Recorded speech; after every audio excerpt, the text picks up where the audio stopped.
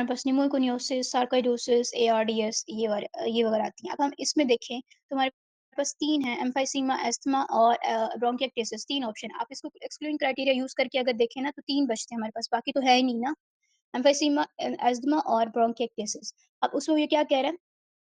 Decrease oxygenation, retention of carbon dioxide and hyper inflation. Asthma में hyper inflation नहीं मिलती, bronchiectasis में hyper inflation नहीं मिलती, वो एम्फाइसीमा में होती है। So the answer is emphysema. A man with a road traffic accident presented with the hypotension was on ventilator. PEEP has to be increased maximum. Still died. Autopsy shows macrophages and hyaline membrane. What led him to death? That is diffuse alveolar damage. Fibrosis हो जाती है diffuse alveolar damage में, ठीक है? हमने पढ़ा था diffuse lung fibrosis मिलती है उसमें पेशेंट में। और हाइलिन मेम्ब्रेन ये सारा जो है ना वो उसी को शो कर रहा है। तो this is diffuse alveolar damage. Which of the following is true regarding diffusion capacity of oxygen? Nadia. Decreased हाँ। Diffusion capacity of oxygen decreases in lung fibrosis. जब फाइब्रोसिस हो जाएगी ना तो उसके थ्रू जो है ना ऑक्सीजन डिफ्यूज ही नहीं कर सकती, तो उसकी जो है ना वो डिफ्यूजन कैपेसिटी डिक्रीज कर जाती है और एक्सरसाइज में इंक्रीज कर जाएगी। और कैपेसिटी जो है ना इसकी लेस देन कार्बन डाइऑक्साइड होती है, ऑक्सीजन की diffusion capacity less than carbon dioxide होती है एंड मोर देन नाइट्रोजन, ठीक है? तो इसको भी देख लें। Patient with lung fibrosis has dyspnoea due to which of the following reason? Lung fibrosis due to decrease diffusion capacity of the oxygen. Same question, बस ये उल्टा करके दे दिया। A person who smoker and working in construction factory, bilateral diaphragmatic lung lesions on the chest x ray due to which of these? Smoker है, working in construction factory, bilateral diaphragmatic lesion, 3 चीजें हैं। आप हमेशा की लाइन निकालने की कोशिश किया करें क्वेश्चंस में से, ठीक है? तो ओके, तो कंस्ट्रक्शन फैक्ट्री देखें आप, तो कंस्ट्रक्शन फैक्ट्री में हमारा कौन सा मटेरियल ज़्यादातर यूज़ हो रहा होता है? That is asbestosis. Asbestos use होता है ना, एस्बेस्टोस। तो तो उन पेशेंट्स में फिर क्या होगा? एस्बेस्टोसिस के साथ प्रेज़ेंट करेंगे ना, मैम। जो कंस्ट्रक्शन फैक्ट्री वर्क करेंगे। इसके अलावा एक और क्वेश्चन भी आता होता है कि एस्बेस्टोसिस हुई हुई है तो उस पेशेंट में कौन-सा कैंसर डेवलप होने के चांसेस होंगे लंग कार्सिनोमा में? ब्रोंकोजेनिक कार्सिनोमा या मेसोथेलियोमा? ये आप लोग बताएँगे। होते दोनों हैं, प्रेफ़र किसको करेंगे? Bronchogenic. You will tell bronchogenic. Me. Yes, bronchogenic carcinoma. If bronchogenic carcinoma is in the option, then you will prefer it. Otherwise, you will go for mesothelioma. Okay, मेरी स्पीड ज़्यादा तो नहीं है? मैम 100 मैम 100 एमसीक्यूज की MCQs video है, video है। Recorded video है 100 MCQs की। हम 100 ऑनवर्ड करें?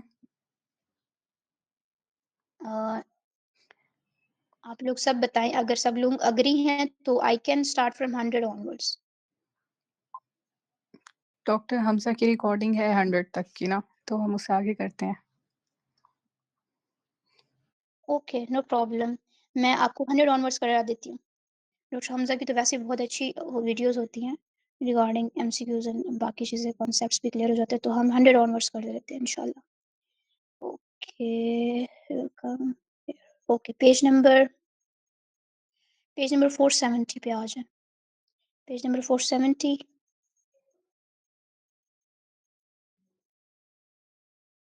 Is my voice perceivable and my screen is okay with you all?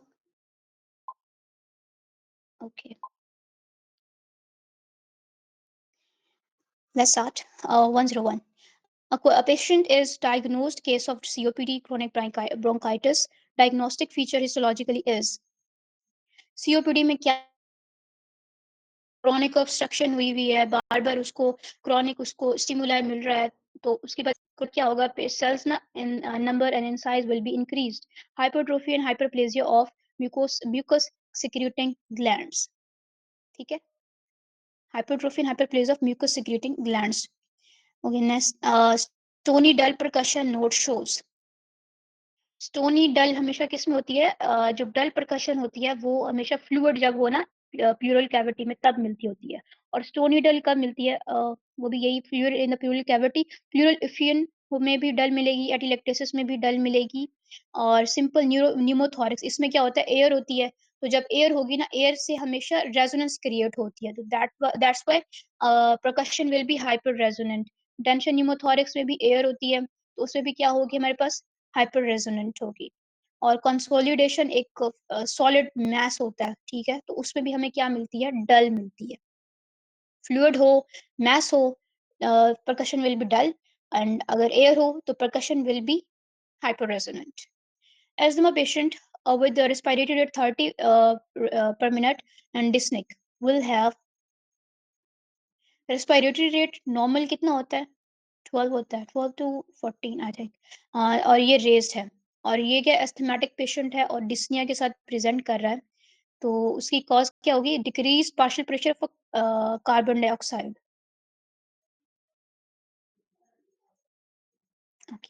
Type 1 respiratory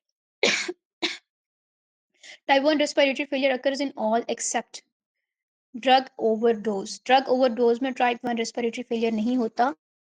में एआरडीएस, निमोनिया हो गया, ब्लंट चेस्ट ट्रॉमा, इन सब में कौन सा होता है, टाइप 1 रेस्पिरेटरी फेलियर। टाइप 1 और टाइप 2 रेस्पिरेटरी फेलियर का कॉन्सेप्ट है आप लोगों को?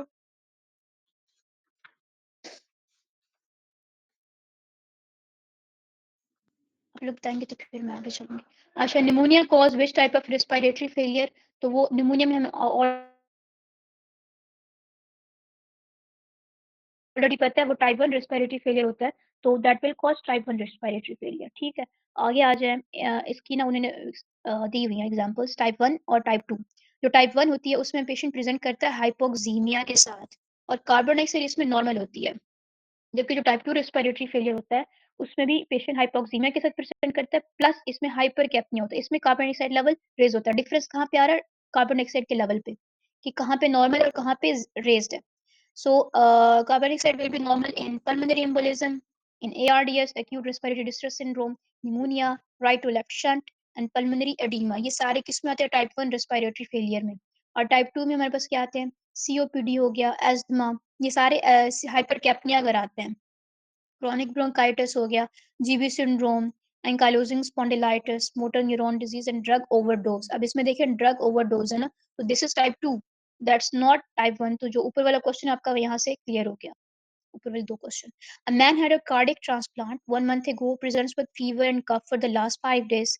He gives history of using antibiotics for 6 months, now with no improvement in symptoms. On CT chest, he has left lower lobe basal consolidation, and CT brain shows multiple abscesses in the brain. Gram staining. Pick up the key lines. Fever and cough है फिर last 5 days, मतलब acute history है। अब आगे वो ये कह रहा है कि 6 मंथ से वो एंटीबायोटिक्स ले रहा है, क्रॉनिक हिस्ट्री है। Now with no improvement in the symptoms, chronic history ही दे रहा है। अब क्रॉनिक ऑन एक्यूट जा रहा है, एक्यूट ऑन क्रॉनिक है लेवल के। On CT chest he has left lower lobe basal consolidation, lung में कंसोलिडेशन है, और साथ में सीटी ब्रेन में क्या मिल रहा है, multiple एब्सेसेस in the brain. Brain में मल्टीपल एब्सेसेस हैं, तो ये ना प्रेजेंट कर रहा है नोकार्डिया। नोकार्डिया जो है ना वो ब्रेन एब्सेस कराता है, ठीक है। और साथ में लंग कंसोलिडेशन भी उसकी मिलती होती है। थोड़ा सा डिफरेंशिएट करना है बाकी कंसोलिडेशन से, तो इसके साथ जो प्रेजेंटेशन है ना ब्रेन की, ब्रेन एब्सेस की, तो that is typical for nocardia. 35-year-old bed keeper presented with flu-like illness. Chest X-ray shows infiltrates. Which organism is responsible? Flu-like illness है बेड कीपर इसका मतलब ये है कि वो बेड में वो क्या होती है, वो जो फाइबर्स होता है, आई डोंट नो उसको क्या बोलते हैं, वो दैट कॉज एलर्जी, उसको कुछ बोलते हैं, मुझे अभी उसका वर्ड दिमाग में नहीं आ रहा। तो बेड के अंदर वो होता है ना जो फोम किस्म का, उसके अंदर जो होता है कॉटन टाइप, हाँ, क्लेमाइडिया सिटाकोसिस, तो ये वहां से होती है क्लेमाइडिया सिटाकोसिस,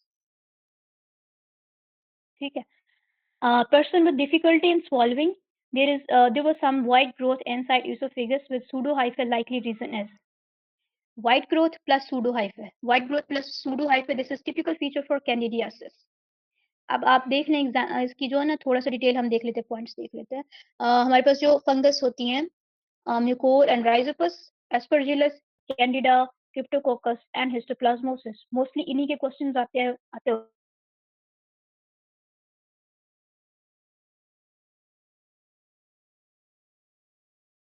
ज़्यादातर क्वेश्चन यही आया हुआ होता है कि diabetic patient died because of Mucor, ठीक है? ये क्वेश्चन आया होता है। इसके डायबिटीज़ होगी, न्यूट्रोपेनिक होगा पेशेंट और राइनोसाइनोसाइटिस में ऑलमोस्ट जितनी भी फंगस है वो सारी कराती हैं, तकरीबन तकरीबन, ठीक है? जितने भी पास्ट पेपर्स आए हुए हैं, राइनोसाइनोसाइटिस वो एक जनरल फीचर हो जाता है। Non septate hyphae and branch at wide angle, ये एंगल का भी ध्यान रखना है क्योंकि एस्परजिलस एक्यूट एंगल पे उसके सेप्टेट हाइफे, हाँ, ये एंगल भी कुछ क्वेश्चंस में ना वो थोड़ा-सा कंफ्यूज कर देते हैं। तो non septate hyphae branch at wide angle, ये म्यूकोर राइजोपस में होता है और ये इन्वेड करते हैं ब्लड वेसल्स को। एस्परजिलस क्या होता है? एस्परजिलस नॉन डायबिटिक पेशेंट में होता है लेकिन इम्यूनो कॉम्प्रोमाइज़ की हिस्ट्री होगी पेशेंट की। ठीक है? इम्यूनो कॉम्प्रोमाइज़ होगा लाइक मतलब सीजीडी के साथ प्रेज़ेंट करेगा, न्यूट्रोफिलिक डिसफंक्शनिंग के साथ प्रेज़ेंट करेगा। राइनोसाइनोसाइटिस इसमें भी है। इसके जो हाइफ़े होते हैं that is septate hyphae. Aspergillus has septate hyphae, mucors non septate hyphae और एस्परजिलस की ब्रांचिंग होती है एट एक्यूट एंगल। अच्छा कैनाडा की जो हिस्ट्री होती है उसकी ज़्यादातर यही होती है, व्हाइट ग्रोथ की हिस्ट्री होगी, साथ में सूडो हाइफ़े, ओरल थ्रश की हिस्ट्री देते हैं एंड दैट इज़ डायमॉर्फिक। और Cryptococcus that is not dimorphic. इसका जो ज़्यादातर क्वेश्चन आता होता है ना, वो यही होता है, meningitis in AIDS is caused by meningitis is AIDS is caused by cryptococcus. यानी इसके अलावा एन्केफेलाइटिस भी कराती है immunocompromised patient. Histoplasmosis always involves reticuloendothelial system, ठीक है? Okay. In histoplasmosis, most commonly involved organ system is reticuloendothelial system. A person working in cotton industry is on risk of developing बिसिनोसिस। वो जो मैं उसको confuse कर रही थी ना, वो जो था क्या था, वो गन्ने वाला जो था वो बेगासोसिस होती है। बिसिनोसिस कॉटन इंडस्ट्री से होती है। 10 year old boy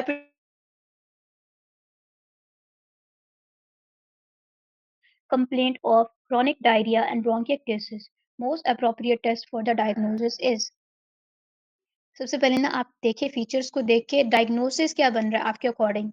recurrent respiratory infections हैं, साथ में डायरिया, क्रोनिक डायरिया और ब्रोंकिएक्टेसिस। ब्रोंकिएक्टेसिस की एसोसिएशन किसके साथ होती है?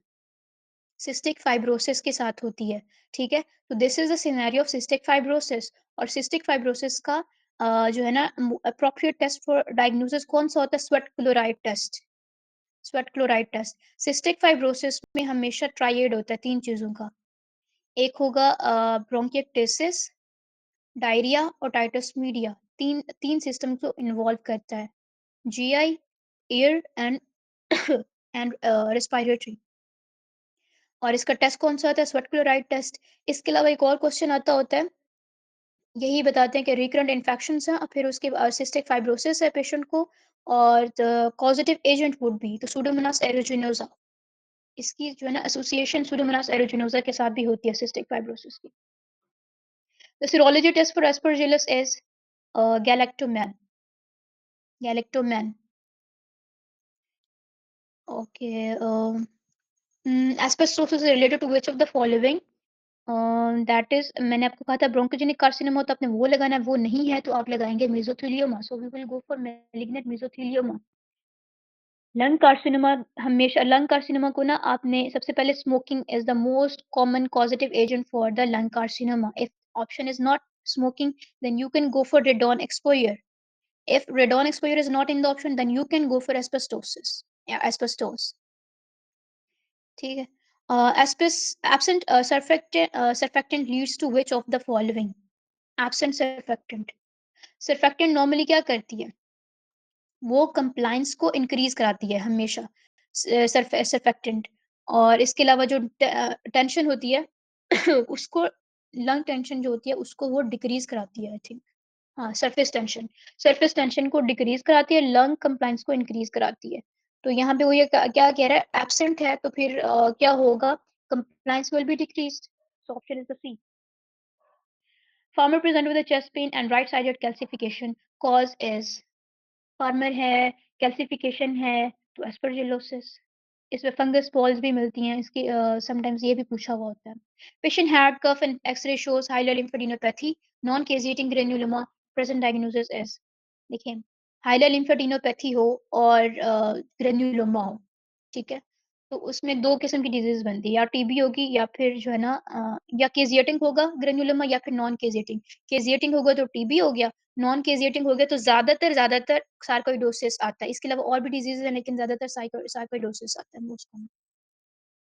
On microscopy of lymph node biopsy specimen granuloma with the caseous necrosis found for diagnosis of TB. What should be looked for? TB है, तो एसिड फास्ट बेसिली होता है ना माइकोबैक्टीरियम ट्यूबरकुलोसिस, तो we will go for demonstration of acid fast bacilli. 57-year-old man working in smokers from long time having non-productive cough which worsened for past 2 months, bilateral wheeze, and he have having 5 center mass in the hilar region. Cause would be 57-year-old man. उसने ये कह दिया ना वह smoker है, इसका मतलब ये है causative agent जो risk factor होगा that will be smoking. Always prefer क्योंकि smoking is the most common cause या risk factor for causing lung carcinoma. आगे जो उसने प्रेजेंटेशन दिया ना वो ऑलमोस्ट ऐसे ही लग रहा है कि lung carcinoma. Deficiency of surfactant child will cause which of the following. बच्चों में वही डेफिशिएंसी होगी तो वो हमेशा आरडीएस कराते हैं, respiratory distress syndrome. A patient in RTA had head injury after which he has increased respiration, decrease and decrease increase respiration and decrease respiration. What is this? This type of respiration is known as. अच्छा, head injury है, ये मुझे लगता है question में decrease respiration, increase respiration क्या मतलब है इसका मुझे नहीं समझ आई। ओके, इंस्पिरेशन एक्सपायरेशन होना चाहिए था। खैर नीचे हम डिटेल में देख लेते हैं काइनी स्टोक्स में क्या होता है। Pattern of breathing characterised by rapid, deeper and fast breathing followed by decrease breath हाँ, ठीक हो गया, सही हो गया। And then stop apnoea. इसमें रैपिड ब्रीदिंग होती है, फिर उसके बाद डिक्रीज़ ब्रीदिंग और फिर अचानक से स्टॉप होता है एपनिया, फिर वही साइकिल रिपीट होता है। इसको हम बोलते हैं काइनी स्टोक्स ब्रीदिंग, ठीक है? increased respiration and then decrease respiration and then there's apnea and then again increase respiration फिर इस तरह cycle चलता है. This is called Kine-Stokes breathing. और इसकी causes क्या होते हैं ज़्यादातर? ब्रेन इंजरी की हिस्ट्री होगी या रिस्पिरेटरी सेंटर की ट्रॉमा की हिस्ट्री होगी वो जो ब्रेन में होता है. ब्रेन ट्यूमर हो सकता है, हार्ट फेलियर, किडनी फेलियर. इन पेशेंट्स में ज़्यादातर काइनी-स्टोक्स ब्रीदिंग होती है. ओके, रेस्पिरेटरी सेंटर कहाँ पे होता है ब्रेन में? आप लोग बताएं मुझे. नेक्स्ट दूसरी टाइप होती है कोस्मल ब्रीदिंग. तो उसमें क्या होता है? Pattern of breathing characterised by deep to rapid breathing to eliminate acid from the body. इसमें डीप और रैपिड ब्रीदिंग होती है, डीप एंड रैपिड ब्रीदिंग. और इसका काम क्या होता है? एसिड को रिमूव कराना तो फ्रॉम द बॉडी. जैसे कि डीके की कंडीशन में कौन सी होती है? कोस्मल ब्रीदिंग ब्रीदिंग होती है. किडनी फेलियर में भी कोस्मल ब्रीदिंग होती है, ठीक है. Next is a 45-year-old previously a normal lady start having dyspnea, dry cough, fever 3 months back, recovered for 1 month when she went on vacation. Again developed symptoms when she got back to her canaries. X-ray multiple nodular lesions in all lung zones. The mechanism of her symptoms was due to normal lady है overall और dyspnoea dry का fever for 3 months back, फिर उसके बाद recover हो गई for 1 month, फिर उसके बाद दोबारा से उसको सिम्टम्स डेवलप हो गई हैं for coming back to her canaries. मतलब ये है कि उसको कुछ किसी चीज़ से ना एक्सपोजर की वजह से ऐसा हो रहा है सेम. तो और मल्टीपल नोड्यूलर लीजन्स भी मिल रही हैं इन ऑल लंग जोन्स. तो ये किस में होती है? हाइपर सेंसिटिव न्यूमोनाइटिस में होती हैं. और ये किस में होता है? और ये कौन सी टाइप होती है? एंटीजन एंटीबॉडी मीडिएटेड रिएक्शन, ठीक है. Okay, definitive diagnosis of pneumonia is by which of the following? तो दैट इज sputum culture. ये डेफिनेटिव है और इसका जो है चलें. अच्छा, इनिशियल कौन सा होता है? Initial test for diagnosing pneumonia, ये आप लोग बताएंगे. एक्स-रे. Montauk. एक्सरे में होता है. इनिशियल पूछ रही हूँ. वैसे डेफिनेटिव है sputum culture and expiratory volume will be increased in COPD, obstructive lung diseases में जो है ना and respiratory volume increase कर जाता है. ये जो वॉल्यूम्स हैं इनका कॉन्सेप्ट आई थिंक सो आप लोगों को होगा. अगर आप लोग कहते हैं रिपीट करने के लिए I will repeat for you, लेकिन I think we have a shortage of time और हमारे पास MCQs 300 है. What is likely cause of mesothelioma? So that is asbestosis. Type 1 hypersensitivity reaction occurs due to eosinophils, and this mechanism will occur due to inhaled dust. Type 1 hyper sensitivity reaction ना इसमें हमेशा allergic reaction की history होती है, मतलब allergic exposure की history होगी, कोई भी एलर्जन एक्सपोजर हो सकता है, इनहेल डस्ट भी उन्हीं में से आते हैं, और जो एलर्जिक रिएक्शंस होते हैं उसमें क्या होता है, एनाफाइलेक्टिक रिएक्शन होता है और इओसिनोफिल्स विल बी रेज्ड. ठीक है, इओसिनोफिल्स हमें रेज्ड मिलते हैं ब्लड में, स्पेयर पे. विच of the following volume decrease in asthma? तो दैट इज FEV1. अस्थमा में, अस्थमा किस में आता है? ऑब्स्ट्रक्टिव डिजीजेस में आता है, और ऑब्स्ट्रक्टिव लंग डिजीज में FEV1 डिक्रीज होती है, जबकि जो रिस्ट्रिक्टिव डिजीजेस होती हैं उसमें या तो उनका जो रेशो होती है FEV1 और FVC रेशो, या तो वो नॉर्मल रहती है या फिर इंक्रीज करती है. ठीक है. Which of the following volume decrease? अच्छा ये हो गया. A girl has bronchial obstruction but alveoli are still aerated by bronchus and do not collapse. This is due to which of the following? This is due to alveolar pore. Bronchial obstruction है, लेकिन अल्वियोला अभी भी उनमें अंदर, उनके अंदर air आ रही है ब्रोंकस से, तो और कोलैप्स नहीं हो रही, तो उसकी रीज़न क्या हो सकती है? उसकी रीज़न यही है कि उसके अंदर छोटे-छोटे पोर्स हैं जिसकी वज़ह से एयर आ रही है, अभी भी है, ऑब्स्ट्रक्शन तो है, फिर भी एयर आ रही है थोड़ी-थोड़ी. कॉमन कॉमन सेंस की बात है. A patient presented with the chronic fever, night sweats and cervical lymphadenopathy. Epithelioid cells in the sputum, chest X-ray shows diffuse nodular opacities. Diagnosis would be epithelioid cells, cervical lymphadenopathy, chronic fever, night sweats. Typical feature है ये TB का. ग्रेन्युलोमास, epithelioid cells means ग्रेन्युलोमास, तो वो किस में होते हैं? वो भी क्रोनिक डिजीज में ज्यादातर मिलते होता है, और ज्यादातर इसकी एसोसिएशन टीबी के साथ होती है. और नाइट स्वेट्स तो ये टिपिकल फीचर है. रिगार्डिंग पल्मोनरी टीबी इज, तो that is occur in the posterior upper lobe in the lung. TB जो है ना वो ज़्यादातर किसको इन्वॉल्व करती है? एपेक्स ऑफ द लंग को ज़्यादातर इन्वॉल्व करती है ना, because of aeration here.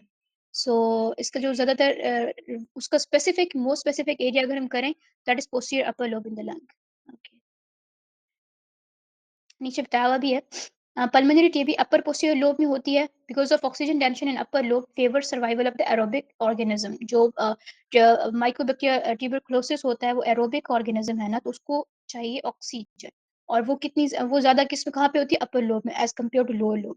So pulmonary TB primarily upper lobe में होती है. ठीक है.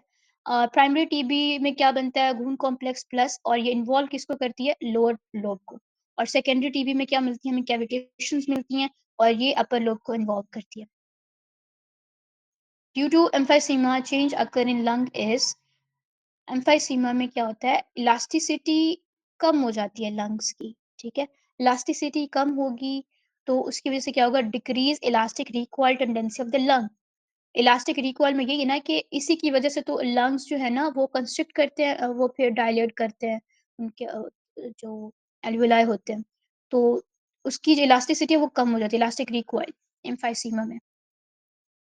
और मुझे ये बताएं कि एम्फाइसीमा किस में होता है? ऑब्स्ट्रक्टिव में आता है, रिस्ट्रिक्टिव में आता है? Man working in ship, Obstructive. Obstructive में आता है. Man working in ship craft develop which carcinoma? Ship craft में जो है ना ब्रोंकोजेनिक कार्सिनोमा. शिप क्राफ्ट, ये जो शिप क्राफ्ट हो गए, एस्बेस्टोस होता है इसमें, कंस्ट्रक्शन फैक्ट्री वर्कर हो गए, रूफ टॉप्स हो गई, इन सब में कौन सा जो है ना वो, इसको क्या बोलते हैं? एस्बेस्टोस होता है. ठीक है. तो that will cause bronchogenic carcinoma. Child previously having TB comes to you with the complaint of fever and cough along with a noisy breathing and difficulty in swallowing, now diagnosed as retropharyngeal abscess. What structure it will invade first? Retropharyngeal abscess की location कहाँ पे होती है? रिट्रोफेरेंजियल means pharynx के पीछे. Pharynx के पीछे अगर एब्सेस होगी तो उसके पीछे और कौन सा स्ट्रक्चर होता है? Prevertebral fascia is enclosed to the pharynx ना. फिर उसकी पीछे जो है ना वो वर्टिब्री होती है. तो vertebral fascia will be invaded first. A tailor had TB infection transmitted to two of his family members. Mode of spread of this is, okay. तो टीबी का मोड ऑफ ट्रांसमिशन क्या होता है? एरोसोल्स या air droplets, एरोसोलेटेड air droplets. ठीक। Person, इसीलिए हम कहते हैं कि मास्क पहन के रखें, टीबी ना हो जाए टीबी के पेशेंट्स के around. Person working in digging deep earth crust is prone to have, earth में या ग्रेन डस्ट में, सब में सिलिका होता है, तो patient will suffer from silicosis. Child present with a chronic cough, he took ATT, antituberculosis medicine for cough, but cough not resolved. On examination, clubbing anemia. I'm really sorry. On examination, clubbing anemia and low BMI present. X-ray reveals from tram track sign. Tram track sign diagnosis is tram track sign bronchiectasis का typical feature है X-ray पे, ठीक है? Typical feature है from ब्रोंकिटिस tram track sign. इसके अलावा अगर हम वैसे भी देखें तो बाकी फीचर्स ब्रोंकिटिस ना क्रॉनिक डिजीज में आती है लंग की, तो वो भी इसको फीचर जो है ना इसको सपोर्ट कर रहे हैं। वैसे अगर इसको डायग्नोज करना typical feature that is tram track appearance, tram track sign. Women with a long-standing asthma and depressive disorder most likely immunological change would be long standing asthma है और डिप्रेसिव डिसऑर्डर है, तो क्या होगा? Increase lymphocytic proliferative response with be. तो lymphocytic, क्योंकि asthma में chronically ये चल रहा है, तो lymphocytic proliferative response will be increased उस पेशेंट में। पेशेंट ऑफ द सर्वाइकल, जो साइटोकाइंस की बात है, एक्यूट फेज रिएक्टेंट्स की बात है ना, तो ये एक्यूटली प्रेजेंट करते हैं। सही हो गया। और वो लॉन्ग स्टैंडिंग हिस्ट्री दे रहे हैं क्रॉनिक की, तो ये होगा option. Patient of cervical lymphadenopathy, chest X-ray shows bilateral hilar lymphadenopathy. Biopsy shows typical granulomatous necrosis of the submandibular and sublingual glands. Diagnosis is cervical lymphadenopathy है, bilateral hilar lymphadenopathy है। अब वो typical granulomatous necrosis भी हो रही है, तो that is sarcoidosis। हम टीबी कब करते हैं? टीबी कब करते हैं हम लोग?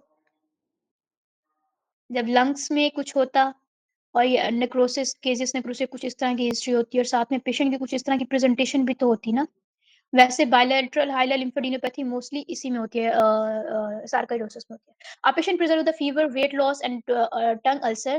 Chest X-ray shows bilateral hilar lymphadenopathy. Microscopy shows caseous necrosis. Most suitable is TB। ये दोनों क्वेश्चंस को आप देखें ना, अगर कंपैरिजन करें तो डिफरेंस है, पेशेंट की प्रेजेंटेशन में डिफरेंस है, हाइलर लिम्फोडेनोपैथी दोनों में है, लेकिन इसमें नेक्रोसिस कौन सी बता रहा है? वो केजियस नेक्रोसिस बता रहा है, तो वो टीबी में होती है।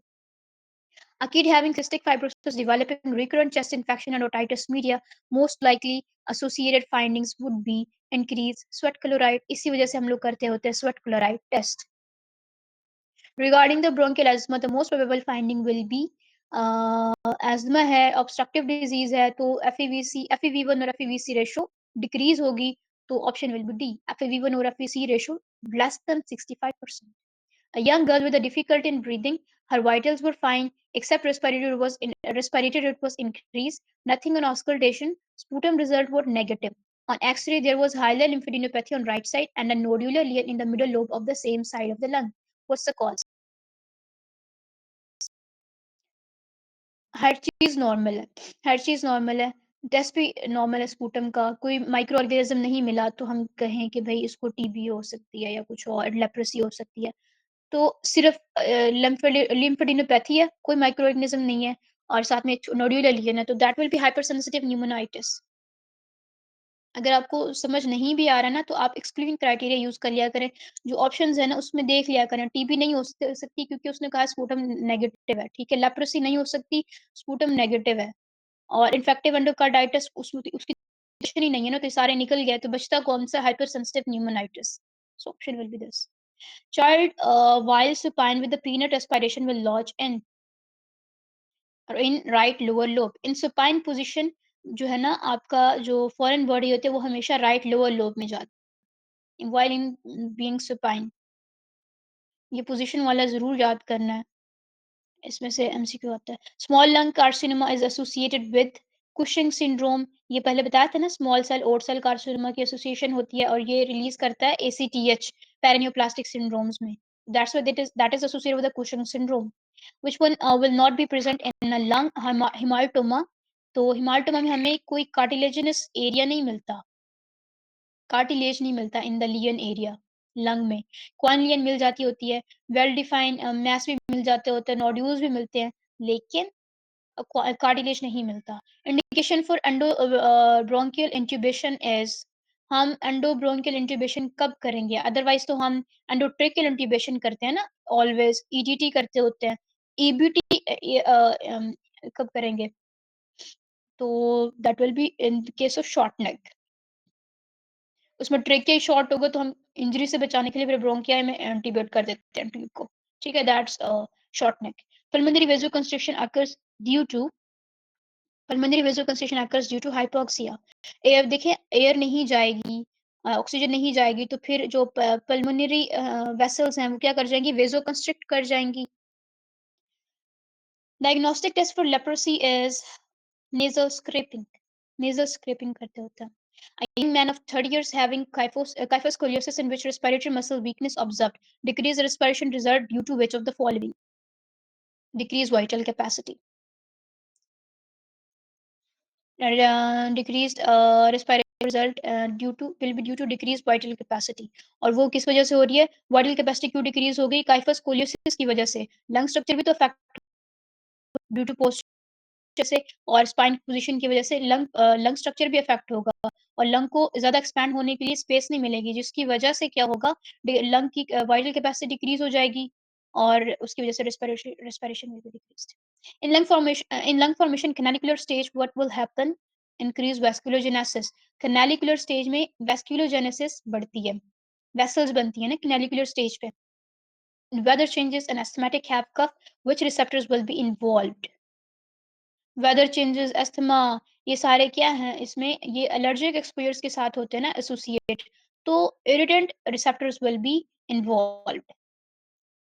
इरिटेंट्स होते हैं ना, जिन एलर्जेंस होते हैं उनको उनको इरिटेंट्स भी बोलते हैं।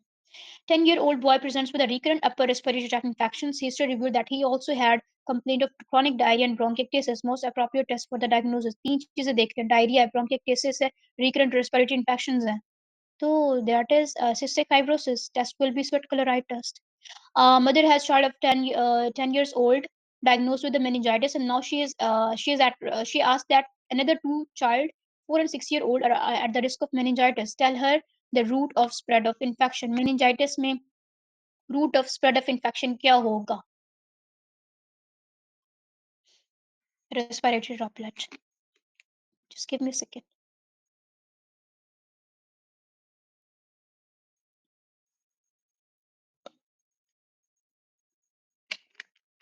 Pulse oximeter will show erroneous reading in, तो मेथियोग्लोबिनीमिया में होती है ये। अच्छा, antibodies against calcium channel form in Lambert Eaton syndrome. ये एक लैम्बर्ट ईटन सिंड्रोम होता है और एक मायस्थीनिया ग्रेविस होता है। मायस्थीनिया ग्रेविस में एसिटाइलकोलिन रिसेप्टर्स के अगेंस्ट एंटीबॉडीज बनती हैं, जबकि जो लैम्बर्ट ईटन सिंड्रोम होता है इसमें कैल्शियम चैनल्स के अगेंस्ट एंटीबॉडीज बनती होती है। इन दो का डिफरेंस देखना है। A female presented with isolated lung mass in the periphery of the right lung. तो पेरिफेरी में ना हमेशा कौन-सा कार्सिनोमा होता है? एडिनो कार्सिनोमा होता है। और स्क्वेमोस सेल कार्सिनोमा कहाँ पे होता है? Centre centre. तो isolated lung mass in the periphery of the right lung is adenocarcinoma. Type 2 pneumocytes deficiency in infants cause, 2 तरह के न्यूमोसाइट्स होते हैं ना, टाइप 1 और टाइप 2 लंग्स में। जो टाइप 1 न्यूमोसाइट्स होते हैं वो, 1 minute, just give me a second, इसको कन्फर्म कर लूँ मैं। मुझे ये ना थोड़ा-सा भुला हुआ है।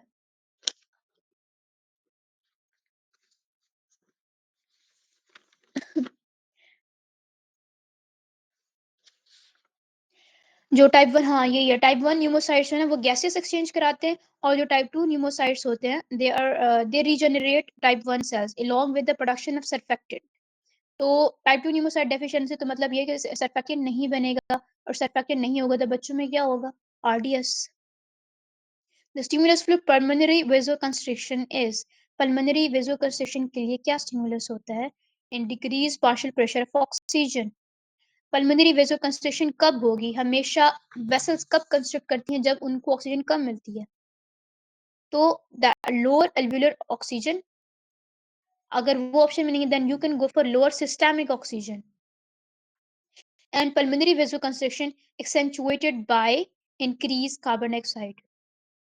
9-year-old girl presented to you with the complaint of SOB on auscultation, clear, no murmur, gallop, just shows bilateral lymphadenopathy, hilar lymphadenopathy, and 1 centimeter nodule in the right middle lobe, no infiltrations, no mass, sputum and blood tests are also negative. Diagnosis would be that will be a carcinoid tumor. Carcinoid tumour देखिए, 9 year old है और साथ में ना SOB के साथ present कर रही है और हाइलर लिम्फोडेनोपैथी है और nodule in the right middle lobe, कोई फिल्ट्रेशन, कोई मैस और बाकी जितने भी टेस्ट है वो सारे नेगेटिव हैं।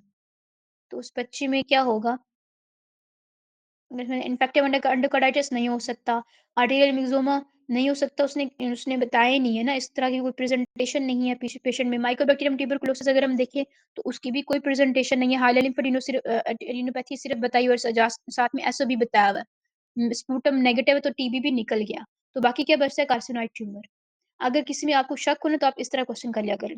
Sweat chloride test is positive in cystic fibrosis, which is characteristic of sarcoidosis in female is erythema nodosum. Sarcoidosis में erythema nodosum एक इसका characteristic feature होता है. Alpha 1 antitrypsin deficiency is autosomal recessive disease. Autosomal recessive. A for alpha, 1 antitrypsin, A for autosomal. Recessive को ऐसे याद कर लें. 15-year gardener with the history of chest pain, no other symptoms. X-ray was done, which showed round mass, which is calcified. बताया था ना, farmer होता है और साथ में ये जो राउंड मैस बता रहा है ना, ये फंगस बॉल्स होती हैं। राउंड मैस का मतलब तो क्या होगा, ये एस्परजिलोसिस। गार्डनर ये वही है ना, aspergillosis. Thymoma is associated with the myasthenia gravis, which what other cause is associated with it? Thymoma होता है, इसके साथ इसके अलावा प्योर रेड सेल एप्लेजिया भी होता है मायस्थीनिया ग्रेविस में। ये दो डिजीज है, इनकी एसोसिएशन होती है मायस्थीनिया के साथ। Female with a cervical lymphadenopathy histology showed granulomata. Diagnosis of TB is strongly suggested due to Montauk's test. इसको मोनोस्पॉट टेस्ट भी बोलते हैं, समटाइम्स वो भी आ जाता है। A patient having cervical lymphadenopathy is suspected as having TB. Which of the following will most likely give diagnosis of TB? तो इसमें अगर हम देखें तो वही है, इसमें जो है ना वो केजेस नेक्रोसिस, इसमें हम प्रेफर करेंगे केजेस नेक्रोसिस को। मोस्ट लाइकली की बात पूछ रहा है ना, तो we will go for caseous necrosis. LS ratio lecithin sphingomyelin. LS या lecithin sphingomyelin ratio of the amniotic fluid represents the function of fetus lungs. अगर जो है ना lecithin sphingomyelin ratio more than 2 है, इसका मतलब ये है कि fetus lung जो है ना वो mature है। अगर उससे कम है तो fetus will suffer from the RDS, अगर डिलीवरी हो जाती है तो। Patient has emphysema, what will be the acid base imbalance present in him? तो एम्फाइसीमा है ना तो कार्बनिक acid will be raised. Obstructive disease में आता है और हाइपरकैप्निया होता है उन पेशेंट्स में, हमने अभी पढ़ा था। Lung pressure volume test in emphysema show will increase lung volume. Emphysema में लंग वॉल्यूम इंक्रीज कर जाता है, सरफेस एरिया इंक्रीज कर जाता है जो एल्वुलाई होते हैं उनका। The type of cells involved in the sarcoidosis are T lymphocytes. T lymphocytes होती हैं उसमें। A patient who was admitted to a hospital and got operated on 8th post-operative day, he suddenly developed dyspnea. Most likely pathology will be pulmonary embolism, acute presentation है। Major उसकी surgery हुई और वो जो है ना बेड रेस्ट पे है, तो एम्बोलाई क्रिएट होगा ना, और फिर 8th पोस्ट ऑपरेटिव डे पे उसके अचानक से डिस्ने के साथ जो है ना वो डिस्ने के साथ प्रेजेंट करते हैं, इसका मतलब ये कि पल्मोनरी एम्बोलिज्म डेवलप हो गया। इसके रीजन जो एयर एम्बोलिज्म होता है, एयर एम्बोलिज्म हिस्ट्री होती है passing CVP line. CVP line pass की और एसएबी के साथ पेशेंट प्रेजेंट किया तो cause will be air embolism. एक और सिनेरियो होता है, प्रेग्नेंट लेडी है, लॉन्ग बोन फ्रैक्चर के साथ आई है और she died on the way to the hospital within 24 hour या फिर ड्यूरिंग लेबर। तो उसमें रीजन क्या होती है, अमनियोटिक फ्लूइड एम्बोलिज्म की हिस्ट्री होती है, कॉज होती है। Sudden sudden death, sudden SOB की अगर हिस्ट्री होगी तो पल्मोनरी एम्बोलिज्म। एक और क्वेश्चन होता है, लॉन्ग बोन फ्रैक्चर है और डेथ हो गई विदिन अ वीक बता देते हैं, तो that it's most common cause is fat embolism. बाकी सब जो है ना फ़ौरन से डेथ कराते हैं या मतलब फ़ौरन से अफ़ेक्ट करते हैं। जो फैट एम्बोलिज़्म होता है वो कुछ दिनों बाद जाके पेशेंट प्रेज़ेंट करता है। A 68 year old male has साथ में ना लॉन्ग बोन फ्रैक्चर की भी हिस्ट्री होती है। A 68 year old male has copious amounts of fluid in the left pleural cavity due to acute pleurisy. When you examine him, as he sits up in the bed, trunk upright, where would the fluid tend to accumulate in? Sitting position पे fluid कहाँ जाएगा? कॉस्टियो diaphragmatic recess में जाएगा। Appear height to mountain having low partial pressure of oxygen and develop dyspnea. The etiology will be hypoxic hypoxia. Mountain पे ऊपर जितना ऊपर जाते जाएँगे ऑक्सीजन लेवल कम होता जाएगा, ठीक है? तो ऑक्सीजन लेवल कम होगा तो हाइपोक्सिया तो फिर कौन-सा हाइपोक्सिया बनेगा? तो हाइपोक्सिक हाइपोक्सिया। हाइपोक्सिया की टोटल 4 टाइप्स होती है। एक होता है हाइपोक्सिक हाइपोक्सिया जिसमें हाइपोक्सिया का मतलब ही ऑक्सीजन टेंशन कम होना है। तो इसका मतलब ये है कि हाइपोक्सिया हो गया। दूसरा होता है एनीमिक हाइपोक्सिया। एनीमिया कब होता है? जब oxygen carrying capacity of the haemoglobin decrease हो जाती है, तो उसकी वजह से जो हाइपोक्सिया होगा उसको हम बोलते हैं एनीमिक हाइपोक्सिया।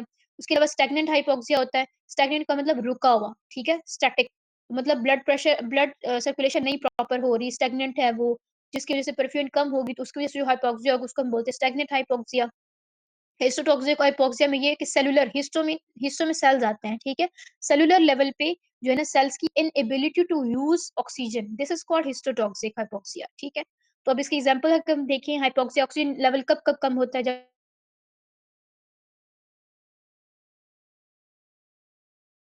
कब होगा जब एनीमिया होगा, कार्बन मोनोऑक्साइड पॉइज़निंग, तब भी ऑक्सीजन कैरिंग कैपेसिटी कम हो जाती है। सेकंड में अगर हम देखें तो हार्ट फेलियर उससे ब्लड नहीं पहुँचता, शॉक में ब्लड नहीं पहुँचता। हिस्टोटॉक्सिक की बात करें तो साइनाइड पॉइज़निंग। ओके हो गया। A person working in cotton industry is on risk of developing byssinosis. The ectopic thyroid hormone is secreted by ectopic thyroid hormone की बात करें तो वो भी squamous cell carcinoma of the larynx में जो है ना वो पेरानियोप्लास्टिक सिंड्रोम की एग्जांपल में आता है। Squamous cell carcinoma of the larynx secretes ectopic thyroid hormone. Small cell carcinoma जो है ना उसकी एसोसिएशन होती है स्मोकिंग के साथ और ये मोस्ट अग्रेसिव होता है और ये एक्टोपिकली एसीटीएच रिलीज करता है और that's why that is associated with the Cushing syndrome and SIADH and Lambert syndrome. जो स्क्वेमोस सेल कार्सिनोमा होता है उसमें स्मोकिंग की प्रेजेंटेशन होती है और इसमें मोस्ट कॉमनली जो है ना वो पेशेंट हाइपरकैल्सीमिया के साथ प्रेज़ेंट करता है, इन पैरानियोप्लास्टिक सिंड्रोम। और एक्टोपिक थायरॉइड की अगर हम बात करें, तो वो squamous cell carcinoma of the larynx होता है। आप देखिए जो थायरॉइड होता है, जो थायरॉइड ग्लैंड होता है हमारा, वो किसके आगे होता है? ऑलमोस्ट लैरिंक्स और ट्रेकिया उसके लेवल पे होता है ना, तो ये जो है ना लैरिंक्स जो है ना वो एक्टोपिक थायरॉइड रिलीज़ कराता है। तो लेवल देखने पे मतलब याद करने के लिए बता रही हूँ। Patient present with the fatigue, dizziness with the low haemoglobin and difficulty in breathing and diagnosed as anemic hypoxia. Which of the following statements is true? देखिए, फटीग है, डिज़ीनेस है, विद लो हीमोग्लोबिन, हीमोग्लोबिन कम है, difficult in breathing है और anaemic hypoxia है। तो not responsive to अब ऐसा पेशेंट जो है ना, रिस्पॉन्सिव होगा ऑक्सीजन थेरेपी को? कैसे होगा? क्योंकि उसकी ऑक्सीजन कैरिंग कैपेसिटी ही नहीं है, उसके अंदर कैपेसिटी ही नहीं है ऑक्सीजन को कैरी करने की। तो उसकी oxygen therapy will not be effective. ठीक है? A kid with a sweat chloride positive developing recurrent chest infection and otitis media likely due to is bronchiectasis. Increased lymphocytes can be seen in TB. Lymphocytes जो है ना lymphocytosis ये TB में होती है और जो फंगल इन्फेक्शन है उसमें हमें मिलता है इओसिनोफिलिया और जो बैक्टीरियल इन्फेक्शन है उसमें हमें मिलते हैं neutrophils or lymphocytes. If the sympathetic nerve supply of the urinary bladder is cut, following happens. So retrograde ejaculation will happen because sympathetic normally prevent outflow of the semen into the bladder. When cut, then retrograde ejaculation will happen. ठीक है? A patient presented to you with a pleural effusion. He is dyspneic and weak and has pedal edema. His pleural effusion aspirates was taken and labeled as transudative fluid. On what finding this fluid is called transudative. हम इस fluid को transudative कब बोलते हैं? जब cell count इसमें कम होगी। एक होता है ट्रांज़्यूरेटिव और एक होता है एक्ज़्यूडेटिव फ्लूइड। एक्ज़्यूडेटिव फ्लूइड जो है ना वो थिक होता है, उसमें पस होता है और उसकी हिस्ट्री भी क्रॉनिक डिज़ीज़ की हिस्ट्री होती है। लाइक मतलब इन्फ्लेमेटरी डिज़ीज़ेज़ हो गई ना जैसे टीबी हो गया बैक्टीरियल इन्फेक्शंस हो गए, उसमें एक्ज़्यूडेटिव फ्लूइड होता है। जो ट्रांज़्यूरेटिव होता है ना इसमें ज़्यादातर ऐसी डिज़ीज़ होती हैं लाइक मतलब जैसे फाइब्रोसिस हो गया और कार्सिनोमास हो गए, उनमें होती है ट्रांज़्यूरेटिव। हार्ट फेलियर हो गया, उसमें भी ट्रांसमिटेड फ्लूइड बनता है। तो उसमें क्या होता है ज़्यादातर फ्लूइड मतलब फ्लूइड होता है और उसमें सेल काउंट कम होती है, प्रोटीन काउंट कम होती है, जबकि जो एक्ज़ुडेटिव होता है उसमें प्रोटीन काउंट ज़्यादा होता है, ठीक है? और सेल काउंट भी। Which of the following paraneoplastic syndrome is associated with the oral cell carcinoma of the lungs? We already discussed that is ACTH. 13-year-old girl patient presented to emergency with a complaint of dyspnea and diarrhea clubbing present and on examination. What is your diagnosis? Cystic fibrosis. ठीक है। अब ये ना मैं जल्दी-जल्दी करा रही हूँ क्योंकि ये हम ऑलरेडी डिस्कस कर चुके हैं। सो मेरी स्पीड थोड़ी-सी ज़्यादा है। मैं चाह रही हूँ कवर तो करें, कुछ तो कवर करें। Child presented with a decreased breathing sounds and chest movement on the left side which improved on holding him. Chest X-ray revealed coils of intestine on the left side of the chest. This is due to देखें, normally chest में intestine होती है? नहीं होती, ठीक है? और बच्चा है तो मतलब इसका ये कि वो कुछ उसका इनहेरिटेड प्रॉब्लम होगा, तो वो कब होता है? दैट इज़ जो हमारी डायफ्राम होती है, डायफ्राम में नहीं हाँ, इनकम्प्लीट प्लूरोपेरिटोनियल मेम्ब्रेन प्रॉब्लम होगी प्लूरोपेरिटोनियल मेम्ब्रेन की जो है ना वो पूरी नहीं बनती, जब वो पूरी नहीं बनेगी ना, तो वो स्पेस या होल क्रिएट हो जाता है डायफ्राम में और उसकी वज़ह से जो इंटेस्टाइनल कंटेंट होता है, वो आपका चेस्ट में आ जाता है, ठीक है? तो cause would be incomplete pleuroperitoneal membrane और डायफ्रैग्मेटिक हर्निया की अगर आप बात करें, तो वो डायफ्राम से नीचे आता है, नीचे। तो इसको कन्फ्यूज़ नहीं करना। A man after RTA with the excessive blood loss, hypotensive, kept in the ventilatory support PEEP given with 100% oxygen, ठीक है? नहीं क्या 3 days later patient died on examination of lungs. There was hyaline streaks with increased number of macrophage and few neutrophils. Likely cause would be ये जो है typical feature है, ये histopathological feature है for diffuse alveolar damage. We already discuss this point. Hyaline जो है ना membrane मिलती है, hyaline streaks with increase number of macrophages and few neutrophils. Known case of chronic bronchitis, what will be histological feature? So that will be हमने ये discuss किया था ना कि हाइपरट्रोफी और हाइपरप्लेजिया ऑफ द ग्लैंड्स हो जाती है ना, तो mucinous glands. So this will be the answer hyperplasia of the mucous glands. A patient has LRTA for many days on histology or respiratory os respiratory of respiratory tree. Which of the following will be damaged? LRTI है ना, तो LRTI में ज़्यादातर क्या damage होता है? सीलियास damage हुए हुए होते हैं, जो हमारे लोअर रेस्पिरेटरी ट्रैक्ट इन्फेक्शंस में होते हैं। Okay, young man with heart failure, bilateral pleurophen, pleural tap, low protein content. What type of fluid it is? Low protein content है heart failure. तो अभी बताया transurative. Patient presented with a worsening pneumonia associated with the production of large quantities of red brown sputum. Chest X-ray shows a cavity in the right upper lobe with the fluid level, which is most likely infection. Klebsiella, red current jelly sputum, red current jelly sputum. This is the characteristic feature for Klebsiella. ठीक है? इसके अलावा फिर बाकी जो features हैं ये भी एसोसिएटेड होते हैं, लेकिन ये कि ये ज़्यादा डायग्नोस्टिक फ़ील नहीं होते क्योंकि ये और चीज़ों में भी होते हैं। तो की line is red brown sputum. Patient with after RT having SOB and respiratory distress and then died on the autopsy. Pulmonary infarct was found. History of femur fracture 4 days back. What is your diagnosis? Fat embolism. That है ना कि long bone fracture होगा और patient present करते हैं after few days within 1 week जो है ना वो डिस्ट्रेस के साथ प्रेजेंट करता है तो that will be fat embolism. Marrow embolism भी उसको बोल सकते हैं। So primary TB focus consist of primary TB focus में हमें कैल्सिफिकेशंस मिलती है ना, तो we will calcified pulmonary focus will be there. Bone complex भी मिलते हैं, कॉम्प्लेक्स यहाँ पे नहीं लिखा नहीं हुआ, तो we will go for calcified pulmonary focus. Patient has chronic cough to mark him as patient of chronic bronchitis. What finding should be present? तो chronic bronchitis का बताया ना hyperplasia of mucus glands. A boy after blunt trauma to eye presented to you with a lower orbit fracture, crackling sound on palpitation and blood accumulation. Diagnosis is lower orbit fracture हुई है और palpitation पे हमें क्या मिल रही है? Palpitation पे crackling sound है, ब्लड एक्युमुलेट कर गया है, तो उसको हम क्या बोलते हैं? This is called surgical emphysema. Crackling sound हमें एम्फाइसीमा में मिलती है, सर्जिकल एम्फाइसीमा में।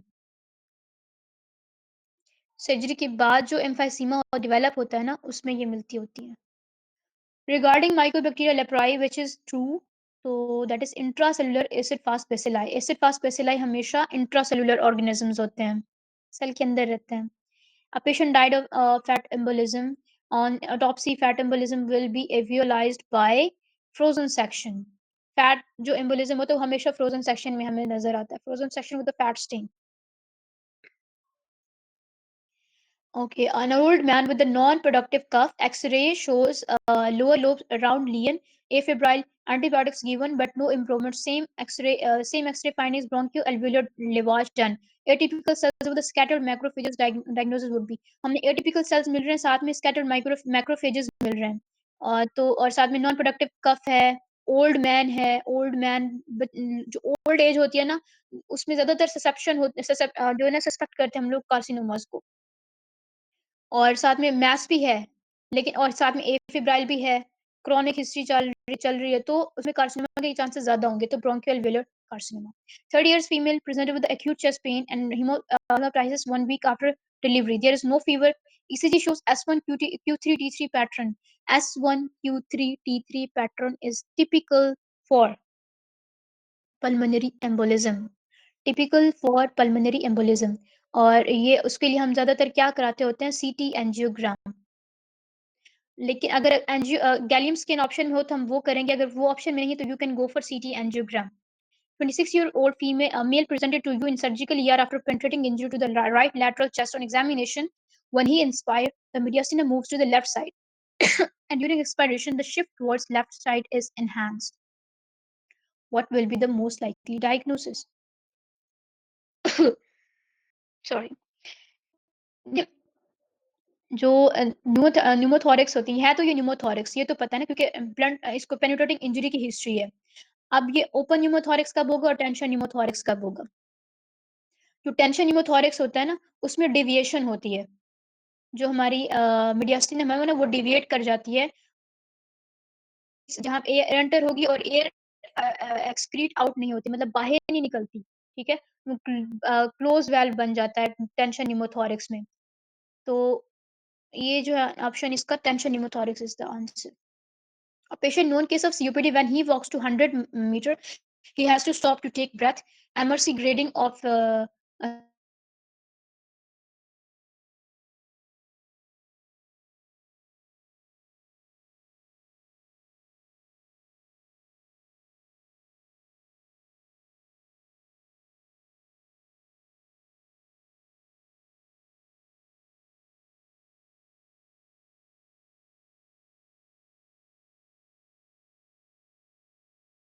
करते हैं when the people of same age or has to stop to take breath during normal pace walking.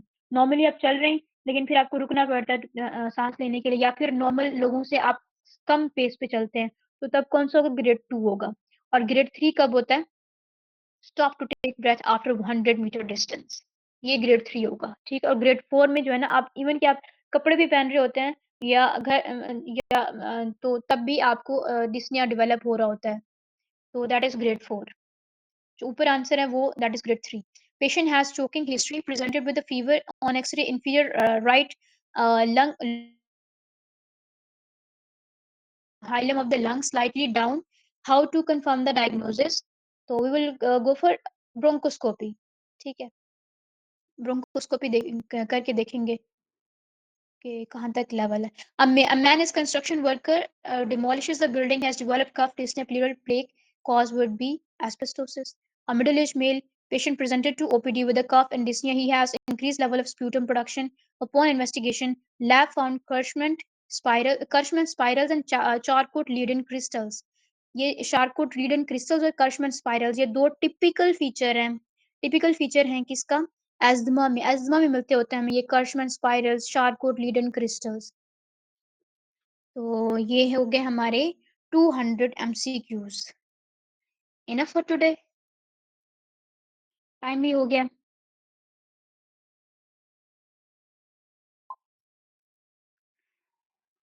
Okay, how was the class, आप लोगों को समझ आई है?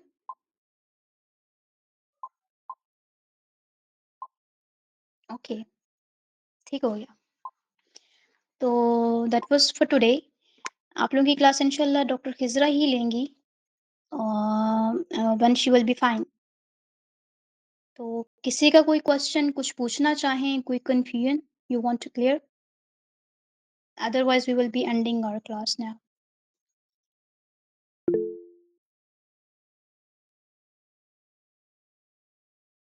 Is everything fine? وإياكِ خير، وإياكِ خير.